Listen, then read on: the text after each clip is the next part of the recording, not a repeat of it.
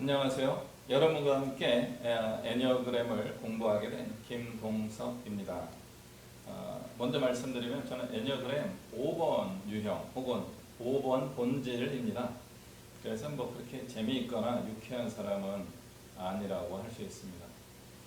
그래서 이 강의가 어쩌면은 지루하고 답답하고 또 설명적으로 진행되어서 공부냐 하면서 좀 힘들어 하시는 앞부분의 순서가 분명히 있을 겁니다. 지금이 그 시간일 것 같긴 하고요. 그럼에도 불구하고 애니어그램 자체가 굉장히 의미 있는 깨달음을 주는 그런 가르침이기 때문에 후회하지 않으실 겁니다. 저와 함께 애니어그램의 세계로 떠나보시죠. 애니어그램에 관해서 기본적인 설명을 몇 차례 드리고 난 후에 여러분과 함께 애니어그램을 검사하고 또 애니어그램 유형별로 또는 본질별로 손님들을 모셔서 같이 대화하는 시간을 가져보겠습니다. 그러면은 아하 저렇구나 하는 것을 보게 될 겁니다.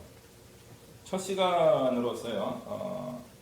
애니어그램에 관한 개략적인 내용들을 여러분에게 소개하게 될 것인데요. 오늘 첫 시간에서는 애니어그램이란 무엇인가 하는 것에 대하여 말씀드리겠습니다. 그리고 다음 시간에는 애니어그램의 유용성, 왜 우리가 그것을 알면 좋은지에 대한 유용성에 관해서 한번 살펴보겠고요. 그리고 그 다음 시간에는 그렇다면 애니어그램을 공부하는 법, 공부라고 하니까 좀 불편한 단어처럼 들리는 분도 계시겠는데 수련 또는 훈련이라고 보시면 좋겠습니다. 또는 숙달이라고도 말씀드릴 수 있습니다. 자, 그러면은 이제 오늘 첫 시간 애니어그램이란 What is the Enneagram? 그래서 애니어그램이란 과연 무엇인가라고 하는 부분을 이제 살펴보겠습니다. 첫 번째 설명은 우리 인간의 성격을 9가지 유형으로 분류한 가르침이다 하는 것입니다. 9을 뜻하는 그리스어 에네아스와 기록을 뜻하는 그램을 합성해서 애니어그램이라고 하는 용어를 만들게 된 겁니다. 9가지로 설명하는 설명 체계다라고 할 수 있습니다. 근데 설명해주는 시스템 정도가 아니고요. 또 애니어그램은 각각의 본질이 가지고 있는 깊은 의미가 있습니다. 우리 기독교인들은 거기에서 하나님의 섭리를 발견할 수도 있습니다. 두 번째로 애니어그램을 설명한다면 인간 정신의 역동성과 상호 연관성에 대하여 설명하는 이론이다 하는 것입니다. 이게 무슨 뜻이냐 하면요. 우리 머리가 가만히 머물러 있지 않습니다. 우리 머리는 늘 뭔가를 합니다. 그걸 역동성이라고 이야기합니다. 보통 우리는 머리 혹은 두뇌를 생각하면 생각하고 말하고 연구하고 하는 것만을 생각할 수 있는데요. 그것이 아니라요. 무의식이라든가 어떤 운동 또는 저절로 이루어지는 것 이런 것들을 다 포함하고 있습니다. 그래서 우리 인간 정신은 환경과 상호작용하고 또 나 스스로와 상호작용하면서 뭔가 계속 하고 있습니다. 그런 것들을 이제 설명하면서 아하 나는 그런 사람의 설명에 합당한 그런 특징을 가지고 있구나 하는 것을 발견할 수 있습니다. 세 번째는 애니어그램은 1번부터 9번까지 9가지 유형으로 설명하고 있는데요. 각각의 성격 유형이 보면은 다 장점만 있지 않습니다. 장점만 잘 발현되면 얼마나 좋겠습니까? 그렇지 않고 단점이 있기 때문에 나 스스로도 누군가에게 단점의 영향력을 주고 그 단점의 영향력이 나에게도 영향을 미치고 다른 사람의 단점의 영향력이 나에게 영향을 미쳐서 내가 이렇게 힘들게 된 부분도 존재하고 있습니다. 그래서 애니어그램을 통해서 우리의 단점을 장점으로 변화시키는 것을 목표로 하고 있는데 우리는 그것을 애니어그램을 공부한다 혹은 애니어그램을 수련한다 라고 말씀드릴 수 있습니다. 그렇게 변화를 추구하게 될 때 과연 어떤 과정이 필요한지를 통하여 저희 애니어그램의 설명 체계가 우리에게 어떤 인도자 역할을 해줄 수 있습니다. 그래서 애니어그램의 다양한 설명들이 있지만 목적은 변화에 있다라고 말씀드릴 수 있겠습니다. 여기서 우리 기독교 신앙과 많이 만나는 부분이 생기게 됩니다. 우리의 단점, 우리 기독교적으로는 죄인된 우리가 변화하여서 장점, 우리는 기독교적으로 신앙적으로 구원을 받는 온전한 그리스도인이 된다라고 설명할 수 있습니다. 애니어그램 자체가 그렇게 해주는 것이 아니고요. 애니어그램을 도구 삼아서 우리가 기독교적으로 신앙적 성숙을 추구할 수 있다 하는 뜻입니다. 그래서 거짓된 나, 잘못된 나, 좀 억압된 나의 모습에서 진정으로 하나님 안에서 자유로운 참된 나를 발견하게 되고 그 참된 나의 수준에 도달하는 것을 도와주는 것이 이제 애니어그램이라고 할 수 있습니다.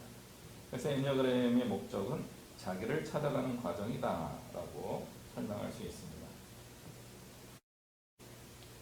애니어그램에 대한 설명을 한 그림으로 표현한 게 바로 이것입니다. 애니어그램의 상징이라고 할 수 있는데요. 이 상징은 좀 뭐야? 이렇게 복잡해? 이렇게 볼 수 있습니다.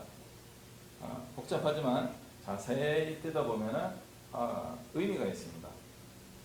이렇게 세 가지 도형이 모여있는 상태가 애니어그램의 상징 그래프입니다. 첫 번째로는 우리가 원을 발견할 수 있습니다. 이 원은 우주, 하나됨, 완전함 이런 의미로 설명드릴 수 있습니다. 이후에 애니어그램을 계속 우리가 수련하면서 발견하게 될 것인데요. 실제로는 1번부터 9번까지의 애니어그램의 성품이 우리 안에 골고루 들어있으면 가장 좋습니다. 실제로 그 1번부터 9번의 특징이 우리 안에 다 내면적으로 존재하고 있습니다. 그런데 우리가 태어나면서 가지게 되는 어떤 본능적인 특징이라든가 양육 과정에서 획득된 어떤 경향성 이런 것들이 우리가 특별한 언어의 유형의 또는 본질의 에너지를 많이 쓰는 사람으로 변화하게 됩니다. 그래서 이 원이 좀 찌그러졌다 그럴까요? 그렇게 설명할 수 있습니다. 도표 안에 보면 삼각형이 존재합니다. 번호로 설명하면 3번, 6번, 9번이 연결되어서 삼각형을 이루게 됩니다. 이 삼각형에 대한 설명은 이후에도 계속 우리가 찾아 나가게 될 것인데요. 에너지의 특징적인 모습입니다. 3본질 같은 것은 2, 3, 4의 중심에 있는 번호인데요. 여기는 좀 감정적인 것을 소중하게 여기는 에너지를 추구하게 됩니다. 5, 6, 7의 에너지를 가지고 있는 중심에 6번이 존재하고 있는데 여기는 지성적이고 머리를 쓰는 쪽에 에너지를 많이 쓰는 편입니다. 8, 9, 1의 중심에 있는 9번이 어떤 특징을 가지고 있냐면 여기에는 감정과 머리 이런 생각을 안 하는 것은 아니지만 주로 행동과 관련된 에너지를 사용하는 그룹입니다. 그래서 이 3의 법칙이라고 하는데 감수성, 지성, 실천력 이런 것들로 설명될 수 있습니다. 세 번째 나오는 그림은 헥사드라고 합니다. 헥사드라고 하는 개념은 6개의 꼭지점이 연결되어 있는 선들입니다. 그런데 우리는 이것을 7의 법칙이라고 부릅니다. 6개의 점인데 왜 7의 법칙일까요? 궁금하시죠? 말씀드리면 이런 겁니다. 이 꼭지점들이 순환하는 구조를 가지고 있습니다. 모든 순서가 순환적으로 다 따라가는 연결성으로 되어 있다라고 말씀드리기는 어렵지만 적어도 앞과 뒤로 연결되어 있습니다. 그래서 이제 1번부터 출발한 번호가 이제 7번까지 이제 도달하게 되는데요. 이런 번호들의 흐름의 순서에서 마지막에 1번에 다시 도착하는 것까지 계산하게 되면은 7가지의 흐름이 나타나게 됩니다. 순방향이 있고 역방향이 있습니다. 그런데 14가지로 늘어나게 되는데요. 그건 좀 복잡해지니까 다음 시간에 계속 살펴보도록 하겠습니다. 애니어그램의 상징을 번호별로 이렇게 적어 놓게 되면은 자세히 보세요. 여기 뭐라고 되어 있어요? 한글이 또 적혀 있죠. 각 본질들에 대한 별명, 명칭입니다. 특징을 설명해주는 하나의 단어입니다. 이걸로 다 설명되는 것은 아니지만 대표적으로 이러한 경향성을 가지고 있습니다 라는 의미로 받아들이시면 되겠습니다. 1번은 개혁형, 2번은 봉사형, 3번은 성취형, 4번은 심미형, 5번은 관찰형, 6번은 수호형, 7번은 이상형, 8번은 대결형, 9번은 보존형, 이렇게 설명드릴 수 있습니다. 어떻게 지구상에 70억, 80억 명의 인구가 살고 있는데 이 9가지로 단순하게 구분할 수 있겠습니까? 그렇게 구분이 안 됩니다. 우리 한 사람 한 사람은 굉장히 독특한 존재고요. 유일한 존재입니다. 그러므로 이런 9가지의 유형으로 구분하는 것은 이런 특징이 주로 나타난다 하는 의미가 있지, 이 번호대로 살아가는 것은 필연적이다 그런 의미로 너무 운명론적으로 받아들일 필요는 없습니다. MBTI가 요즘 유행하고 있죠. MBTI에서 대표적으로 너 I야 E야 하면서 I 성향을 가지고 있는 분들은 좀 활동적인 것에 대한 굉장히 불편함을 느끼면서 혼자 있고 싶어합니다. 이 성향은 좀 적극적으로 외향적으로 생활하면서 I 성향 속에 있는 것을 굉장히 답답해합니다. 그러면 MBTI가 가지고 있는 본래적인 취지는 무엇인지 기억하시나요? 모르죠. 여기 공부하시고 훈련받으신 몇 분들만 아시는 부분입니다. MBTI를 검사하는 원리가 뭡니까? 내가 편하고 익숙한 것에 체크를 하면서 그 숫자를 계산하는 것이 MBTI입니다. 지금 내가 편하게 살아가는 방식을 체크하는 거예요. 그러면 대표적으로 내향적인 사람과 외향적인 사람은 그게 I와 E로 구분되는데, 그럼 I는 I로만 살아야 되고 E는 E로만 살아야 되는 것인가 할 때 MBTI를 좀 더 수련한 분들은 알고 계십니다. 이 성향은 I 성향을 좀 노력을 해야 되는 거고, I 성향은 이 성향을 또 노력해야 되는 겁니다. 그래야지만 우리가 보다 더 건강한 삶을 살 수 있지 않겠는가 하는 것이 MBTI 연구의 목표 중에 하나였었습니다. 근데 지금 그런 게 다 빠지고 I야 E야 하면서 사람을 판단하고 규정하는 방식으로 쓰이지 않는가, 이런 안타까운 마음이 들 때가 있습니다. 인간의 성격에 대하여 궁금해하는 분들 많이 계셔서 예전에 고대로부터 내려왔던 가열질, 점액질, 담즙질, 우울질 이러한 것들로 현대적으로 DISC라고 하는 방식으로 성격 유형을 또 조사하기도 합니다. 또 혈액형으로도 사람을 A형이야, B형이야, AB형이야, O형이야 하면서 혈액형별로 어떤 사람들의 특징을 구분하려고 합니다. 애니어그램은 구분하는 것도 1차적으로는 시작되지만 구분하는 게 목적이 아닙니다. 목적은 뭐라고요? 변화입니다. 변화하는 사람이 되는 것을 돕기 위하여 애니어그램이 도구적으로 쓰일 수 있게 됩니다. 이런 애니어그램을 이해하기 위하여 첫 번째 우리가 봐야 될 게 격정이라는 것입니다. 나는 원래 이런 사람이야. 어떤 조건이 되면 에너지가 뿔뿔 일어나요. 그러니까 저는 에너지가 뿔뿔 일어나면 어떻게 돼요? 조용한 데 가서 혼자 있어요. 에너지를 쓰면 저는 막 지쳐요. 반대로 7번이나 8번 본질을 가지고 계신 분들은 움직여야지만 에너지가 막 넘치는 그런 경우도 있습니다.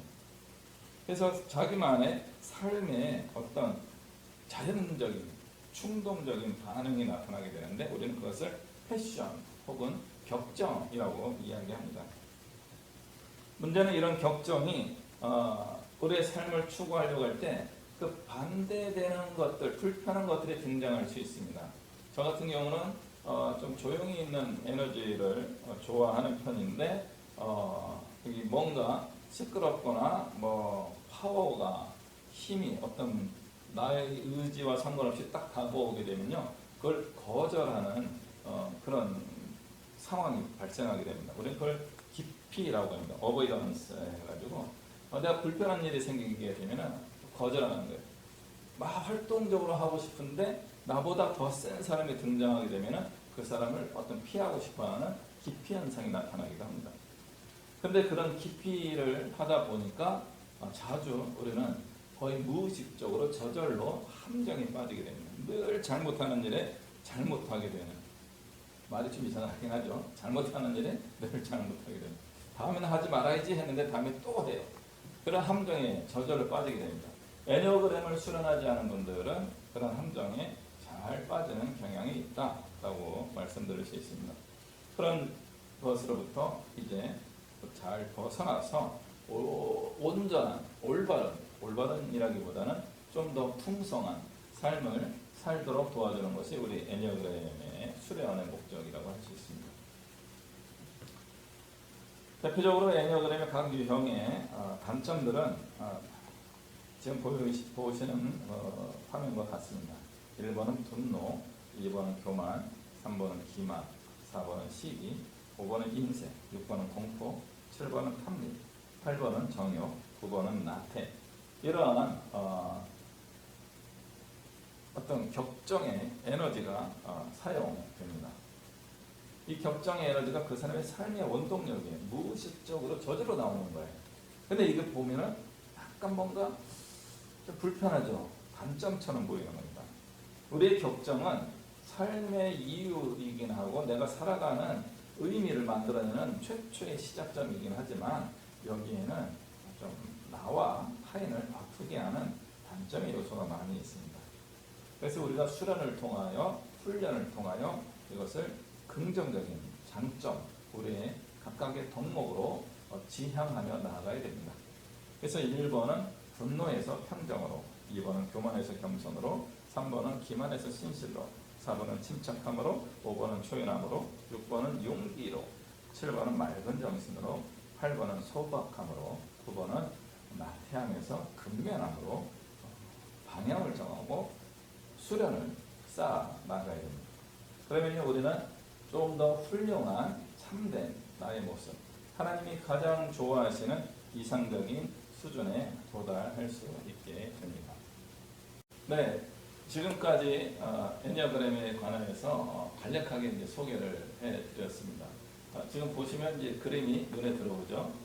원에 대한 설명, 그 다음에 3의 법칙, 그 다음에 7의 법칙, 이런 것들이 존재하고 있다는 것을 이제 보게 됩니다. 그래서 우리 내면에 이런 삼각형과 헥사드가 존재하고 있고 원으로서 완전한 우리의 훌륭한 인격체를 이루어가는 것을 우리 애니어그램 수련의 목적이라고 할 수 있습니다. 저와 함께 앞으로 계속해서 애니어그램에 대해서 설명도 좀 들으시고 또 기회가 되시면 오셔서 애니어그램을 점검하시고 자기에게 맞는 수련법을 잘 연마하셔서 정말 멋진 인생, 훌륭한 인생 살아갈 수 있게 되기를 소망합니다. 다음 시간에 뵙겠습니다.